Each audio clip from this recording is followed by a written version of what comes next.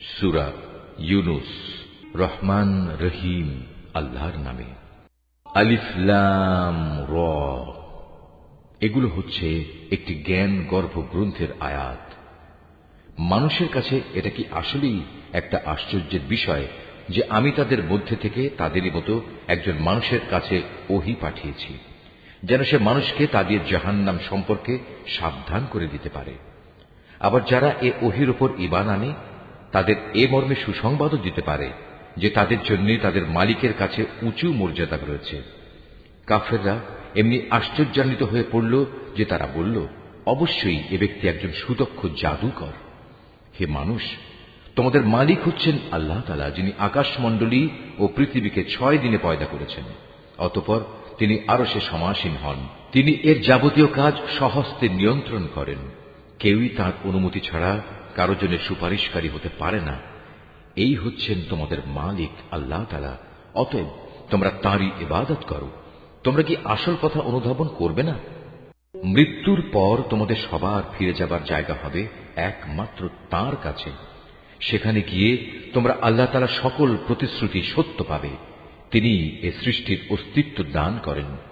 মৃত্যুর পর তিনিই আবার তাকে তার জীবন ফিরিয়ে দেবেন, যাতে করে যারা তার উপর ঈমান আনে, ভালো কাজ করে, যথার্থ ইনসাফের সাথে তিনি তাদের কাজের বিনিময় দান করতে পারেন এবং একথাটাও পরিষ্কার করে দিতে পারেন। যারা আল্লাহ তাআলাকে অস্বীকার করে তাদের জন্য উত্তপ্ত পানীয় ও কঠিন শাস্তি রয়েছে, কেননা তারা পরকালের এ শাস্তি অস্বীকার করত। সে মহান আল্লাহ তাআলা সূর্যকে প্রখর তেজোদ্দীপ্ত করে বানিয়েছেন এবং চাঁদকে বানিয়েছেন জ্যোতির্ময়। অতঃপর আকাশে তার জন্য কিছু মঞ্জিল তিনি নির্দিষ্ট করে দিয়েছেন, যাতে করে এর নিয়ম দ্বারা তোমরা বছরের গণনা এবং দিন তারিখের হিসাবটা জানতে পারো। আসলে আল্লাহ তাআলা যে এসব কিছু পয়দা করে রেখেছেন তার কোনোটাই তিনি নিরর্থক করেননি। যারা সৃষ্টি রহস্য সম্পর্কে জানতে চায় তাদের জন্য আল্লাহ তাআলা তার নিদর্শন খুলে খুলে বর্ণনা করেন। অবশ্যই দিন ও রাতের পরিবর্তনে এবং আল্লাহ তাআলা যা কিছু এ আসমান সমূহ ও জমিনের মাঝে পয়দা করেছেন তার প্রতিটি জিনিসের মাঝে পরেজগার লোকদের জন্য আল্লাহ তাআলাকে চেনার নিদর্শন রয়েছে। মানুষের মাঝে যারা মৃত্যুর পর আমার সাথে সাক্ষাতের প্রত্যাশী নয়, যারা এ পার্থিব জীবন নিয়েই সন্তুষ্ট এবং এখানকার সবকিছু নিয়েই পরিতৃপ্ত, সর্বোপরি যারা আমার সৃষ্টি বৈচিত্র্যের নিদর্শন সমূহ থেকে গাফেল থাকে, তারাই হচ্ছে সেসব লোক যাদের নিশ্চিত ঠিকানা হবে জাহান্নামের আগুন। এ হচ্ছে তাদের সে কর্মফল যা তারা দুনিয়ার জীবনে অর্জন করেছে। অপরদিকে যারা আল্লাহ তাআলার উপর ঈমান এনেছে এবং নেক কাজ করেছে, তাদের মালিক তাদের এ ঈমানের কারণেই তাদের সঠিক পথ দেখাবেন। তাদের তলদেশ দিয়ে অসংখ্য নিয়ামতে পরিপূর্ণ জান্নাতে সুপেয় ঝর্ণাধারা প্রবাহমান থাকবে। এ সময়ে তাদের মুখে একটি মাত্র ধ্বনি প্রতিধ্বনিত হতে থাকবে, হে আল্লাহ, তুমি কত মহান, কত পবিত্র। সেখানে তাদের পারস্পরিক অভিবাদন হবে সালাম, এবং তাদের শেষ কথা হবে যাবতীয় তারিফ সৃষ্টিকুলের মালিক আল্লাহ তাআলার জন্য।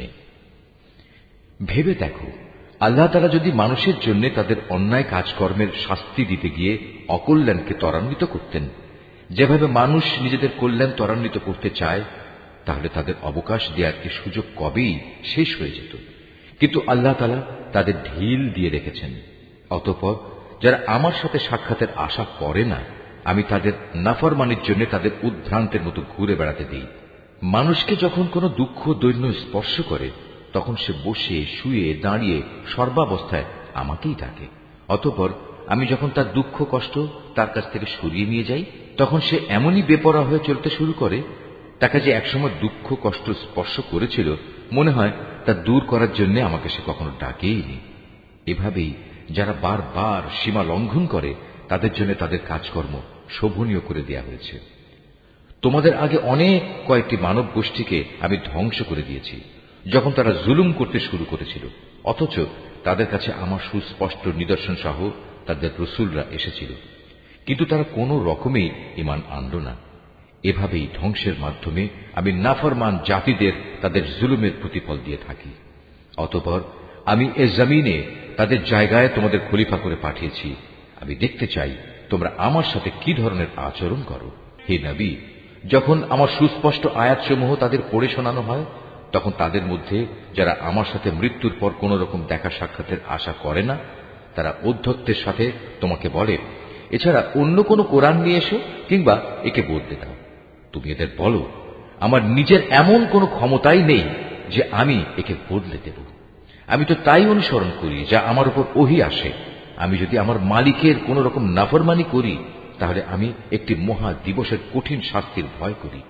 তাদের তুমি এও বলো, আল্লাহ তাআলা না চাইলে আমি তোমাদের কাছে এ কোরআন তো পাঠই করতাম না। আমি তো এ গ্রন্থ সম্পর্কে তোমাদের কোনো কিছু জানাতামই না। কিন্তু আমি তো এর আগেও তোমাদের মাঝে অনেকগুলো বয়স কাটিয়ে এসেছি, তোমরা কি বুঝতে পারছো না? অতঃপর বলো, তার চাইতে বড় জালেম আর কে হতে পারে যে আল্লাহ তাআলার উপর মিথ্যা আরোপ করে কিংবা তার আয়াত অস্বীকার করে? এ ধরনের নাফরমান লোকেরা কখনোই সফল কাম হয় না। এই মূর্খ লোকেরা আল্লাহ তাআলাকে বাদ দিয়ে এমন কিছুর উপাসনা করে যা তাদের কোন রকম ক্ষতি করতে পারে না, আবার তা তাদের কোন রকম উপকারও করতে পারে না। তারা বলে, এগুলো হচ্ছে আল্লাহ তাআলার কাছে আমাদের সুপারিশকারী। তুমি এ মুশরিকদের বলো, তোমরা কি আল্লাহ তাআলাকে এমন কোন কিছুর খবর দিতে চাও যা তিনি আসমান সমূহের মাঝে অবহিত নন এবং জমিনের মাঝেও নন? তিনি পাক, পবিত্র এবং মহান। তারা যে শিরক করে তিনি তার চাইতে অনেক ঊর্ধ্বে।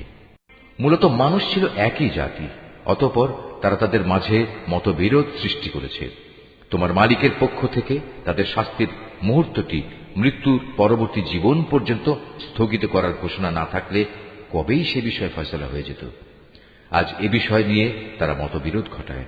তারা আরো বলে, তার মালিকের কাছ থেকে তার উপর কোন নিদর্শন অবতীর্ণ হয় না কেন? তুমি তাদের বলো, গায়েব সংক্রান্ত যাবতীয় জ্ঞান তো একমাত্র আল্লাহ তাআলার কাছে। অতএব আল্লাহ তাআলার সে গায়েবী ফয়সালার জন্য তোমরা অপেক্ষা করো, আর আমিও তোমাদের সাথে সেদিনের প্রতীক্ষা করছি। মানুষকে দুঃখ মুসিবত স্পর্শ করার পর যখন আমি তাদের কিছুটা করুণার স্বাদ ভোগ করাই, তখন সাথে সাথেই তারা আমার রহমতের নিদর্শন সমূহের সাথে চালাকি শুরু করে দেয়। হে নবী, তুমি বলো, কলা কৌশলে আল্লাহ তাআলা সবার চাইতে বেশি তৎপর। অবশ্যই আমার ফেরেশতারা তোমাদের যাবতীয় কলা কৌশলের কথা তোমাদের আমল নামায় লিখে রাখে। তিনি মহান আল্লাহ তাআলা, যিনি তোমাদের জলে স্থলে ভ্রমণ করান। এমনকি তোমরা যখন নৌকায় আরোহণ করো এবং এই নৌকাগুলো যখন তাদের নিয়ে অনুকূল আবহাওয়ায় চলতে থাকে, তখন নৌকার আরোহীরা এতে ভীষণ আনন্দিত হয়। হঠাৎ এই নৌকাগুলো এক সময় ঝড়বাহী বাতাসের কবলে পড়ে এবং চারদিক থেকে তাদের উপর ঢেউ আসতে থাকে এবং তারা মনে করে এবার সত্যি এ বাতাস ও ঢেউ দ্বারা তারা পরিবেষ্টিত হয়ে গেছে। তারা একান্ত নিষ্ঠাবান বান্দা হয়ে আল্লাহ তাআলাকে এই বলে ডাকতে শুরু করে, হে আল্লাহ, যদি তুমি আমাদের এই মহা দুর্যোগ থেকে বাঁচিয়ে দাও, তাহলে আমরা তোমার শুকরগুজার বান্দাদের অন্তর্ভুক্ত হয়ে যাব। অতঃপর সত্যি সত্যি যখন তিনি তাদের এই বিপর্যয় থেকে বাঁচিয়ে দেন, তখন তারা ওয়াদার কথা ভুলে সাথে সাথেই অন্যায়ভাবে জমিনে নাফরমানি শুরু করে দেয়। হে মানুষ, তোমরা শুনে রাখো, তোমাদের নাফরমানি তোমাদের নিজেদের জন্যই ক্ষতিকারক হবে। মূলত এ হচ্ছে দুনিয়ার সহায় সম্পদ। অতঃপর তোমাদের আমার কাছেই ফিরে আসতে হবে। তখন আমি তোমাদের বলে দেব দুনিয়ার জীবনে তোমরা কে কি করতে। এ পার্থিব জীবনের উদাহরণ হচ্ছে, যেমন আমি আকাশ থেকে পানি বর্ষণ করলাম, যা দ্বারা অতঃপর জমিনের গাছপালা ঘন সন্নিবিষ্ট হয়ে উদ্গত হল, যা থেকে মানুষ ও জন্তু জানোয়াররা তাদের আহার সংগ্রহ করল। এরপর একদিন যখন জমিন তার সৌন্দর্যের রূপ ধারণ করল এবং আপন সৌন্দর্যে সে শোভিত হয়ে উঠল, তখন এসব দেখে তার জমিনের মালিক মনে করল তারা বুঝি এর ফসল ভোগ করার উপর এখন সম্পূর্ণ ক্ষমতাবান হয়ে গেছে। এ সময় হঠাৎ করে রাতে কিংবা দিনে আমার আযাবের ফয়সালা তাদের উপর আপতিত হল। ফলে আমি তাদের এমন ভাবে নির্মূল করে দিলাম যেন গতকাল পর্যন্ত এখানে তার কোনো অস্তিত্বই ছিল না। এভাবেই আমি আমার আয়াতসমূহ সেসব জাতির জন্য খুলে খুলে বর্ণনা করি যারা এ সম্পর্কে চিন্তা ভাবনা করে। হে মানুষ, তোমরা এ পার্থিব জীবনের ধোঁকায় পড়ে আছো, অথচ আল্লাহ তাআলা তোমাদের চিরস্থায়ী এক শান্তির নিবাসের দিকে ডাকছেন। তিনি যাকে ইচ্ছা করেন তাকে সহজ সরল পথে পরিচালিত করেন। যারা ভালো কাজ করেছে যাবতীয় কল্যাণ তো থাকবে তাদের জন্যই, এবং থাকবে তার চাইতেও বেশি। সেদিন তাদের চেহারা কোনো কালিমা ও হীনতা দ্বারা আচ্ছন্ন থাকবে না। তারাই হবে জান্নাতের অধিবাসী, তারা সেখানে থাকবে চিরদিন। অপরদিকে যারা মন্দ কাজ করেছে তাদের মন্দের প্রতিফল তেমন মন্দই হবে। অপমান তাদের আচ্ছন্ন করে ফেলবে। সেদিন আল্লাহর আযাব থেকে তাদের রক্ষাকারী কেউই থাকবে না। তাদের চেহারা এমনই কালো হবে যেন রাতের অন্ধকার ছিঁড়ে তার একটি টুকরো তাদের মুখের উপর ছেয়ে দেয়া হয়েছে। এরা হচ্ছে জাহান্নামের অধিবাসী, সেখানে তারা চিরদিন থাকবে। হে নবী, তুমি তাদের সেদিনের ব্যাপারে সাবধান করো যেদিন আমি তাদের সবাইকে আমার সামনে একত্রিত করব। অতঃপর যারা আমার সাথে শরীক করেছে তাদের আমি বলবো, তোমরা এবং যাদের তোমরা শরীক করেছ স্ব স্থানে অবস্থান করো। এরপর আমি তাদের এক দলকে আরেক দল থেকে আলাদা করে দেব এবং যাদের তারা শরীক করেছিল তারা বলবে, না, তোমরা তো কখনো আমাদের উপাসনা করতে না। আজ আল্লাহ তাআলাই আমাদের এবং তোমাদের মাঝে সাক্ষ্য প্রদানকারী হিসেবে যথেষ্ট হবেন। আমরা তোমাদের উপাসনার ব্যাপারে আসলেই গাফেল ছিলাম। এভাবেই সেদিন প্রত্যেক ব্যক্তি নিজের কর্মফল যা সে করে এসেছে পুরোপুরি জানতে পারবে এবং সবাইকে তাদের আসল মালিক আল্লাহ তাআলার কাছে ফিরিয়ে নেওয়া হবে। দুনিয়ায় তারা যেসব মিথ্যা ও অলীক কথাবার্তা আল্লাহ তাআলা সম্পর্কে উদ্ভাবন করত, নিমেষেই তা তাদের কাছ থেকে হারিয়ে যাবে। হে নবী, তুমি বলো, সে কে যে তোমাদের আসমান ও জমিন থেকে জীবিকা সরবরাহ করে? অথবা তোমাদের শোনা ও দেখার ক্ষমতা কার কর্তৃত্বাধীন? কে আছে এমন যে জীবিতকে মৃত থেকে আবার মৃতকে জীবিত থেকে বের করে আনে? কে আছে এমন যে এসব কিছুর পরিকল্পনা প্রণয়ন করে? তাদের এসব প্রশ্ন করলে তারা সাথে সাথেই বলে উঠবে, হ্যাঁ, অবশ্যই আল্লাহ। তুমি তাদের বলো, যদি তাই হয় তাহলে সত্য অস্বীকার করার পরিণামকে কি তোমরা ভয় করবে না? তিনি আল্লাহ তাআলা, তিনি তোমাদের আসল মালিক। সত্য আসার পর তাকে না মানা গুমরাহি নয়তো আর কি? সুতরাং তাকে বাদ দিয়ে বলো, তোমরা কোন দিকে ধাবিত হচ্ছ? এভাবেই যারা নাফরমানি করেছে তাদের উপর তোমার মালিকের সে কথাই সত্য বলে প্রমাণিত হল যে এরা কখনো ঈমান আনবে না। তুমি তাদের আরো বলো, তোমাদের বানানো এসব শরীকদের মধ্যে এমন কেউ কি আছে যে প্রথমবার বানাতে পেরেছিল অতঃপর মৃত্যুর পর আবারও তা তৈরি করতে পারবে? তুমি বলো, আল্লাহ তাআলাই সৃষ্টিকে প্রথম অস্তিত্ব প্রদান করেন, অতঃপর দ্বিতীয়বার তিনিই তাতে পুনরায় জীবন দান করেন। এরপরেও তোমরা কেন বারবার সত্য থেকে বিচ্যুত হচ্ছ? তাদের আরো বলো, তোমাদের বানানো শরীকদের মধ্যে এমন কে আছে যে মানুষকে সঠিক পথ দেখাতে পারে? তুমি বলো, হ্যাঁ, আল্লাহ তাআলাই সঠিক পথ দেখাতে পারেন। যিনি সঠিক পথ দেখান তিনি অনুসরণের বেশি যোগ্য না সে ব্যক্তি যে নিজেই কোনো পথের সন্ধান পায় না যতক্ষণ না তাকে সে পথের সন্ধান দেয়া হয়? তোমাদের একই হলো, কেমন ধরনের ফয়সালা করো তোমরা? তাদের অধিকাংশ ব্যক্তি নিজেদের আন্দাজ অনুমানের অনুসরণ করে, আর সত্যের পরিবর্তে আন্দাজ অনুমান তো কোনো কাজে আসে না। আল্লাহ তাআলা অবশ্যই ওদের কর্মকাণ্ড সম্পর্কে পূর্ণাঙ্গ ওয়াকিবহাল রয়েছেন। এ কোরআন এমন কোন গ্রন্থ নয় যে আল্লাহর ওহী ব্যতিরেকে কারো ইচ্ছা মাফিক বানিয়ে নেওয়া যাবে, বরং এ গ্রন্থ সেসব গ্রন্থের সত্যবাদিতার সাক্ষ্য প্রদান করে যা এর আগে নাজিল হয়েছিল। এতে কোনো সন্দেহ নেই, এটা হচ্ছে সৃষ্টিকুলের মালিক আল্লাহ তাআলার সত্য বিধানসমূহের বিশদ ব্যাখ্যা। তারা কি একথা বলে, এ ব্যক্তি মুহাম্মদ এ গ্রন্থটি রচনা করে নিয়েছে? হে নবী, তুমি এদের বলো, তোমরা তোমাদের দাবিতে যদি সত্যবাদী হও তাহলে তোমরাও এমনই ধরনের একটি সূরা বানিয়ে নিয়ে এসো এবং এ ব্যাপারে আল্লাহ তাআলা ছাড়া আর যাদের যাদের তোমরা ডাকতে চাও ডেকে তাদেরও সাহায্য নাও। আসল কথা হচ্ছে, যে বিষয়ে তারা তাদের জ্ঞান দিয়ে আয়ত্ত করতে পারল না কিংবা মানবীয় জ্ঞান বিজ্ঞানের সীমাবদ্ধতার কারণে যার ব্যাখ্যা এখনো তাদের পর্যন্ত পৌঁছয়নি, তারা তাই অস্বীকার করে বসল। তাদের পূর্ববর্তী মানুষরাও এভাবে অস্বীকার করেছিল। আজ দেখো এই অস্বীকারী জালেমদের পরিণাম কি হয়েছে। তাদের মধ্যে কিছু লোক এই গ্রন্থের উপর ঈমান আনবে, আবার কিছু আছে যারা এতে ঈমান আনবে না। জেনে রেখো, তোমার মালিক কিন্তু এই বিপর্যয় সৃষ্টিকারীদের ভালো করেই জানেন। এত বলা কওয়া সত্ত্বেও তারা যদি তোমাকে মিথ্যা প্রতিপন্ন করতেই থাকে তাহলে তুমি তাদের বলে দাও, দেখো, আমার কাজকর্মের দায়িত্ব আমার উপর আর তোমাদের কাজকর্মের দায়িত্ব তোমাদের উপর। আমি যা কিছু করছি তার জন্য তোমরা দায়ী নাও, আবার তোমরা যা করো তার জন্য আমি দায়ী নই। হে নবী, এদের মধ্যে কিছু লোক এমন আছে যারা তোমার দিকে কান পেতে রাখে, তুমি কি বধিরকে আল্লাহর কালাম শোনাবে, যদিও তারা এর কিছুই বুঝতে পারে না? আবার ওদের মধ্যে কেউ কেউ আছে যারা তোমার দিকে তাকিয়ে থাকে, কিন্তু তুমি কি অন্ধকে পথ দেখাবে, যদিও তারা নিজেরা এর কিছুই দেখতে পায় না?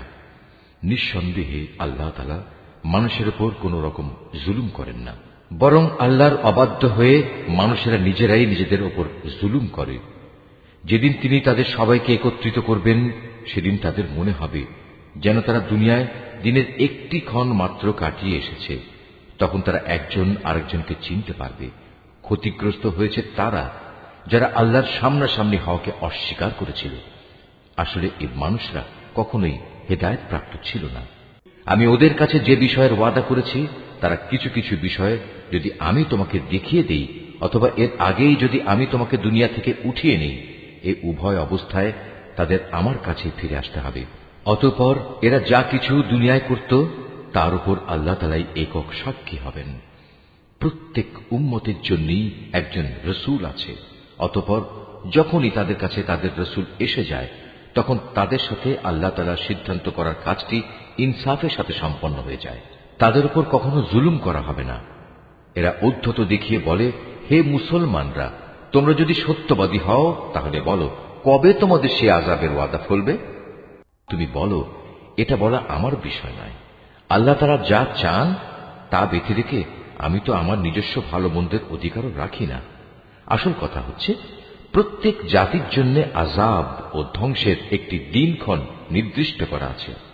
তাদের সে ক্ষণটি যখন আসবে, তখন তাদের ব্যাপারে এক মুহূর্ত কাল সময়ও দেরি করা হবে না, এবং তাদের দিনক্ষণ আগেও নিয়ে আসা হবে না। তুমি এদের আরো বলো, তোমরা কি ভেবে দেখেছ, যদি তোমাদের উপর আল্লাহর আযাব রাতে কিংবা দিনের বেলা এসে পতিত হয়, তাহলে আর কোন বিষয় নিয়ে নাফরমান লোকেরা তাড়াহুড়ো করবে বলো? অতঃপর যখন সত্যিই একদিন এ বিষয়টি ঘটবে, তখন কি তোমরা এটা বিশ্বাস করবে? তোমাদের বলা হবে, হ্যাঁ, এখন তো আযাব এসেই গেল, অথচ তোমরা এর জন্যই তাড়াহুড়ো করছিলে। অতঃপর জালেমদের বলা হবে, এবার চিরস্থায়ী জাহান্নামের আযাবের স্বাদ ভোগ করো। দুনিয়ার জীবনে তোমরা যা কিছু অর্জন করেছ, এখন তোমাদের শুধু তারই বিনিময় দেয়া হবে। হে নবী, এরা তোমার কাছে জানতে চায় আযাব সম্পর্কিত সে কথা আসলে কি ঠিক? বলো, হ্যাঁ, আমার মালিকের শপথ, এটা অমোঘ সত্য।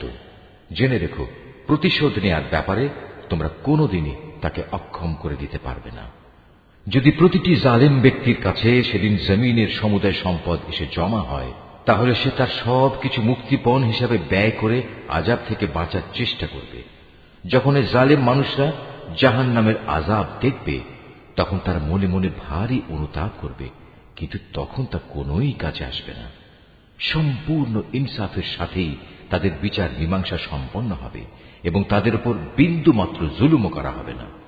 মনে রেখো, আসমান সমূহ ও জমিনে যা কিছু আছে তা সব আল্লাহ তাআলার জন্যই।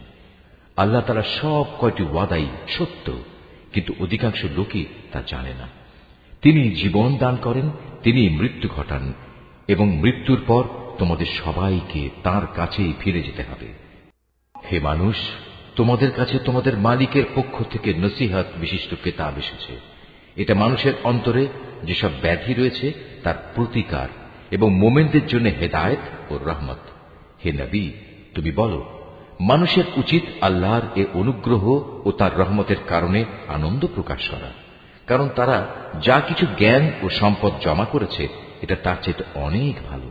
তুমি এদের বলো, তোমরা কি কখনো এই কথা চিন্তা করে দেখেছ, আল্লাহ তাআলা তোমাদের জন্য যে রিজিক নাজিল করেছেন, তার মধ্যে থেকে কিছু অংশকে তোমরা হারাম আর কিছু অংশকে হালাল করে নিয়েছ। তুমি এদের আরো বলো, এসব হালাল হারামের ব্যাপারে আল্লাহ তাআলা কি তোমাদের কোনো অনুমতি দিয়েছেন, না তোমরা আল্লাহর প্রতি মিথ্যা আরোপ করছ? যারা আল্লাহর উপর মিথ্যা আরোপ করে, তাদের শেষ বিচারের দিন সম্পর্কে ধারণা কি এই, এটা কখনো আসবেই না? নিঃসন্দেহে আল্লাহ তাআলা বড় অনুগ্রহশীল, তাই তিনি তাদের অবকাশ দিয়ে রেখেছেন, কিন্তু অধিকাংশ মানুষই এজন্য আল্লাহর শুকর আদায় করে না। হে নবী, তুমি যে কাজেই থাকো না কেন, এবং সে কাজ সম্পর্কে কোরআন থেকে যা কিছু তেলাওয়াত করো না কেন, তা আমি জানি। হে মানুষরা, তোমরা যে কোনো কাজ করো, যে কোনো কাজে তোমরা প্রবৃত্ত হও না কেন, আমি তার ব্যাপারে তোমাদের উপর সাক্ষী হয়ে থাকি।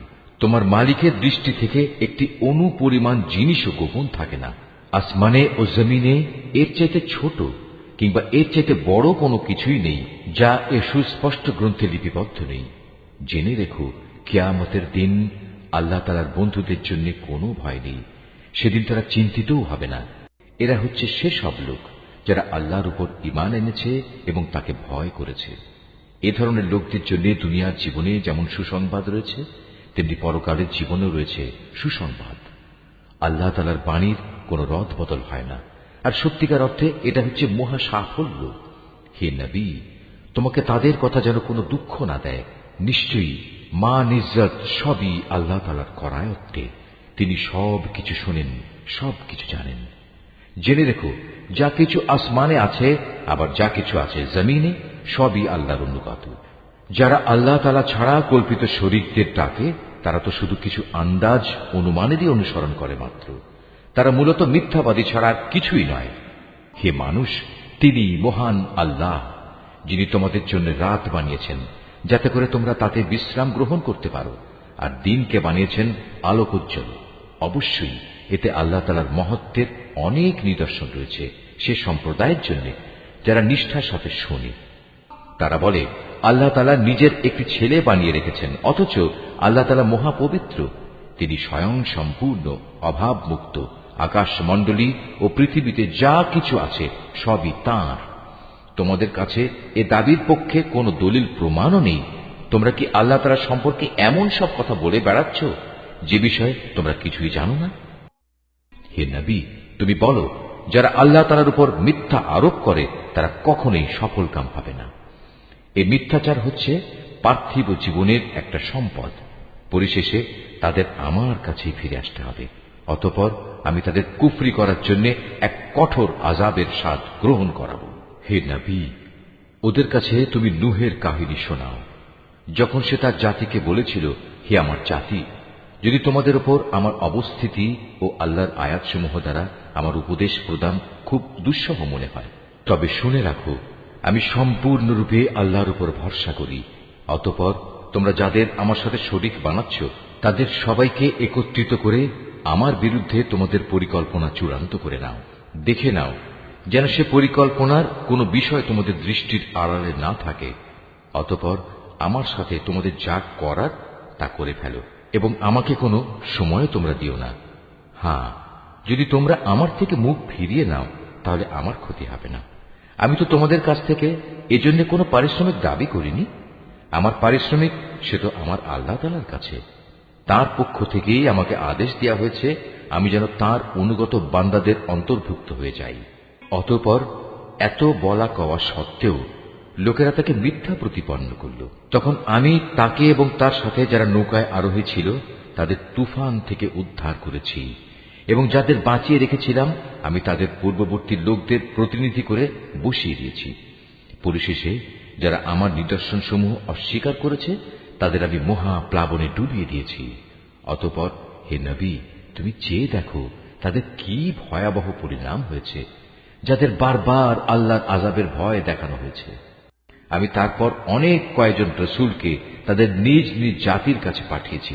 তারা সবাই সুস্পষ্ট প্রমাণসমূহ নিয়ে নিজ জাতির কাছে এসেছে, কিন্তু এমনটি হয়নি যে আগের লোকেরা ইতিপূর্বে যা অস্বীকার করেছিল তার উপর এরা ঈমান আনবে। এভাবে যারা নাফরমানিতে সীমা লঙ্ঘন করে তাদের দিলে আমি মোহর মেরে দিই। তাদের পর আমি আমার সুস্পষ্ট নিদর্শন নিয়ে মূসা ও হারুনকে ফেরাউন এবং তার পরিষদবর্গের কাছে পাঠিয়েছি, কিন্তু তারা সবাই অহংকার করল। আসলে তারা ছিল বড়ই নাফরমান জাতি। আমার পক্ষ থেকে সত্য যখন তাদের কাছে এলো তখন ওরা বলল, নিশ্চয়ই এ হচ্ছে সুস্পষ্ট জাদু। মূসা বলল, তোমরা কি সত্য সম্পর্কে এসব বাজে কথা বলছো যখন তা তোমাদের কাছে প্রমাণসহ এসে গেছে? তোমরা কি মনে করো এটা আসলে জাদু? অথচ জাদুকররা কখনোই সফল কাম হয় না। তারা বলল, তোমরা কি এ উদ্দেশ্যে আমাদের কাছে এসেছো যে যা কিছুর উপর আমরা আমাদের বাপ দাদাদের পেয়েছি তা থেকে তোমরা আমাদের বিচ্যুত করে দেবে এবং আমাদের এ ভূখণ্ডে তোমাদের দু ভাইয়ের প্রতিপত্তি প্রতিষ্ঠিত হয়ে যাবে? না, তা কিছুতেই হবে না। আমরা তোমাদের দুজনের উপর কখনো ঈমান আনব না। এবার ফেরাউন নিজের দলবলকে বলল, তোমরা আমার কাছে রাজ্যের সব সুদক্ষ জাদুকরদের নিয়ে এসো। অতঃপর ফেরাউনের নির্দেশে জাদুকররা যখন এসে হাজির হল, তখন মুসা তাদের লক্ষ্য করে বলল, তোমাদের যা নিক্ষেপ করার তা তোমরা নিক্ষেপ করো। তারা যখন তাদের জাদুর বাণ নিক্ষেপ করল, তখন মুসা বলল, তোমরা যা নিয়ে এসেছ তা হচ্ছে আসলেই জাদু। দেখবে অচিরেই আল্লাহ তাআলা তা ব্যর্থ করে দেবেন। আল্লাহ তাআলা কখনো ফাসাদ সৃষ্টিকারীদের কাজকর্ম শুধরে দেন না। আল্লাহ তাআলা স্বীয় বাণী দ্বারা সত্যকে সত্য বলে প্রতিষ্ঠিত করেন, যদিও নাফরমান মানুষরা একে খুবই অপ্রীতিকর মনে করে। ফেরাউন ও তার পরিষদবর্গের ভয়ে মুসার উপর তার জাতির কতিপয় কিশোর যুবক ছাড়া অন্য কোন লোক ঈমান আনেনি। অবশ্যই ফেরাউন ছিল জমিনের মাঝে অহংকারী বাদশাহ এবং মারাত্মক সীমা লঙ্ঘনকারী। মুসা তার উপর যারা ঈমান এনেছে তাদের বলল, হে আমার জাতি, তোমরা যদি সত্যি মুসলমান হয়ে থাকো তাহলে অধৈর্য না হয়ে যিনি তোমাদের মালিক তোমরা তাঁর উপর ভরসা করো, যদি তোমরা আল্লাহতে আত্মসমর্পণকারী হও। মুসার কথায় অতঃপর তারা বলল, হ্যাঁ, আমরা আল্লাহর উপরই ভরসা করি এবং আমরা বলি, হে আমাদের মালিক, তুমি আমাদের জালেম সম্প্রদায়ের অত্যাচারের শিকারে পরিণত করো না এবং তোমার একান্ত রহমত দ্বারা তুমি আমাদের ফেরাউন ও তার কাফের সম্প্রদায়ের হাত থেকে মুক্তি দাও। আমি এরপর মুসা ও তার ভাই হারুনের কাছে ওহী পাঠালাম, তোমরা তোমাদের জাতির লোকদের জন্য মিশরেই ঘর বাড়ি বানাও এবং তোমাদের ঘরগুলোকে কেবলামুখী করে বানাও এবং তাতে তোমরা নামাজ প্রতিষ্ঠা করো। সর্বোপরি ঈমানদারদের মুক্তির সময় ঘনিয়ে এসেছে মর্মে সুসংবাদ দাও। মুসা আল্লাহ তাআলাকে বলল, হে আমাদের মালিক, নিঃসন্দেহে তুমি ফেরাউন ও তার মন্ত্রী পরিষদকে দুনিয়ার জীবনে সৌন্দর্যমণ্ডিত উপকরণ এবং ধন সম্পদ দান করে রেখেছ। এটা কি এজন্যে, হে আমাদের মালিক, তারা এ দিয়ে জনপদের মানুষকে তোমার পথ থেকে গোমরা করে দেবে? হে আমাদের মালিক, তাদের সমুদায় ধন সম্পদ বিনষ্ট করে দাও, তাদের অন্তরসমূহকে আরো শক্ত করে দাও। মূলত তারা একটা কঠিন আযাব নাজিল হতে না দেখলে কখনোই ঈমান আনবে না। আল্লাহ তাআলা বললেন, হ্যাঁ, তোমাদের উভয়ের দোয়াই কবুল করা হয়েছে। অতএব তোমরা দ্বীনের উপর সুদৃঢ় হয়ে দাঁড়িয়ে থাকো। তোমরা দুজন কখনো সেসব লোকের কথার অনুসরণ করো না যারা কিছুই জানে না। অতঃপর ঘটনা এমন হল, আমি বনী ইসরায়েলদের সাগর পার করিয়ে দিলাম। এরপর ফেরাউন ও তার সৈন্য সামন্ত বিদ্বেষ পরায়ণতা ও সীমা লঙ্ঘন করার জন্য তাদের পিছু নিল। এমনকি যখন সে দলবল সহ সাগরের অথই ঢেউয়ে ডুবতে থাকল, তখন সে বলল, এখন আমি ঈমান আনলাম যে মাবুদের উপর বনী ইসরায়েল ঈমান এনেছে, তিনি ছাড়া দ্বিতীয় কোনো মাবুদ নাই, আমিও তাঁর অনুগতদের একজন। আমি বললাম, এখন ঈমান আনছো, অথচ একটু আগেই তুমি নাফরমানি করছিলে এবং জমিনে তুমি ছিলে বিপর্যয় সৃষ্টিকারীদের অন্যতম নেতা। আজ তো আমি তোমাকে অর্থাৎ তোমার লাশকেই বাঁচিয়ে রাখব, যাতে করে তুমি তোমার লাশ পরবর্তী প্রজন্মের জন্য একটা বড় আকারের নিদর্শন হয়ে থাকতে পারো। অবশ্য অধিকাংশ মানুষই আমার এসব নিদর্শন থেকে সম্পূর্ণ অজ্ঞ ও বেখবর। ফেরাউনকে ডুবিয়ে মারার পর আমি বনী ইসরায়েলের লোকদের বরকতপূর্ণ ও উৎকৃষ্ট আবাস ভূমিতে বসবাস করালাম এবং তাদের জন্য উত্তম জীবন উপকরণের ব্যবস্থা করলাম। অতঃপর তারা নিজেদের মধ্যে মতবিরোধ শুরু করে দিল। এমনকি যখন দিনের সঠিক জ্ঞান তাদের কাছে এসে পৌঁছল, তারপরেও তারা মতবিরোধ থেকে ফিরে এলো না। অবশ্যই তোমার মালিক কিয়ামতের দিন তাদের সেসব বিষয়ের ফয়সালা করে দেবেন যা নিয়ে তারা নিজেদের মাঝে বিভেদ করত। হে নবী, আজ আমি তোমার উপর যে কিতাব নাজিল করেছি তাতে বর্ণিত কোনো ঘটনার ব্যাপারে যদি তোমার মনে কোনো সন্দেহ থাকে, তাহলে সেসব লোকের কাছে এসব ঘটনা জিজ্ঞেস করো যারা তোমার আগে তাদের উপর নাজিল করা কিতাব পড়ে আসছে। অবশ্যই তোমার কাছে তোমার মালিকের কাছ থেকে সত্য এসেছে, তাই তুমি কখনো সন্দেহবাদীদের দলে শামিল হইও না। আর তুমি তাদের দলেও শামিল হইও না যারা আল্লাহর আয়াতসমূহ মিথ্যা প্রতিপন্ন করেছে। এরূপ করলে তুমি ক্ষতিগ্রস্তদের অন্তর্ভুক্ত হয়ে যাবে। হে নবী, অবশ্যই তাদের ব্যাপারে তোমার মালিকের কথা সত্য প্রমাণিত হয়ে গেছে যে তারা কখনো ঈমান আনবে না।